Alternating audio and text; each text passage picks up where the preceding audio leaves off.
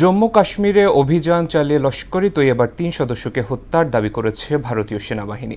সন্ত্রাসবাদ নিয়ন্ত্রণে না আসা পর্যন্ত অভিযান অব্যাহত রাখার ঘোষণা দিয়েছে তারা। এদিকে নাইজেরিয়ায় একটি সামরিক ঘাঁটিতে হামলা চালিয়ে কয়েকজন সেনা সদস্যকে অপহরণ করে নিয়ে গেছে সন্ত্রাসীরা। ইশতিয়াক হোসেনের ডেস্ক রিপোর্ট। সন্ত্রাস ও বিচ্ছিন্নতাবাদী তৎপরতা নির্মূলে জম্মু কাশ্মীরে সেনা অভিযান পরিচালনা করছে ভারত। গোয়েন্দা তথ্যের ভিত্তিতে অপারেশন কিলার নামের এই অভিযানে মঙ্গলবার শোপিয়ান জেলায় লস্কর-ই তৈয়বার ৩ সদস্যকে হত্যার দাবি করেছে নিরাপত্তা বাহিনী। সামাজিক যোগাযোগ মাধ্যম এক্স বার্তায় এ তথ্য জানানো হয়। পশ্চিম আফ্রিকার দেশ নাইজেরিয়ায় কয়েকজন সেনা সদস্যকে অপহরণ করেছে সন্ত্রাসীরা। একটি সামরিক ঘাঁটিতে হামলা চালিয়ে বেশ কিছু গোলাবারুদও লুটপাট করেছে তারা। ঘটনার দায় এখনও কেউ স্বীকার করেনি।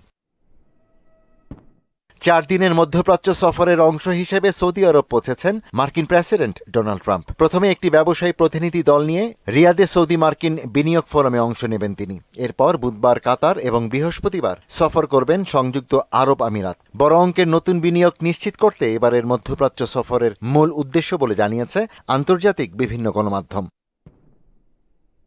সংঘাত, দুর্যোগ ও জলবায়ু পরিবর্তনের ফলে বিশ্বব্যাপী বাস্তুচ্যুত মানুষের সংখ্যায় নতুন রেকর্ড হয়েছে। ২০২৪ সালে ৮,৩৪,০০,০০০ মানুষের অভ্যন্তরীণভাবে বাস্তুচ্যুত হওয়ার তথ্য নিবন্ধিত হয়, যা জার্মানির মোট জনসংখ্যার সমান। পর্যবেক্ষণকারী সংস্থা আইডিএমসি এবং এনআরসির প্রতিবেদনে বলা হয়, বিশ্বে অভ্যন্তরীণভাবে বাস্তুচ্যুত হওয়া ৮,৩৪,০০,০০০ মানুষের মধ্যে ৯০% বা ৭,৩৫,০০,০০০ মানুষ সংঘাত ও সহিংসতায় বাস্তুচ্যুত হয়েছেন।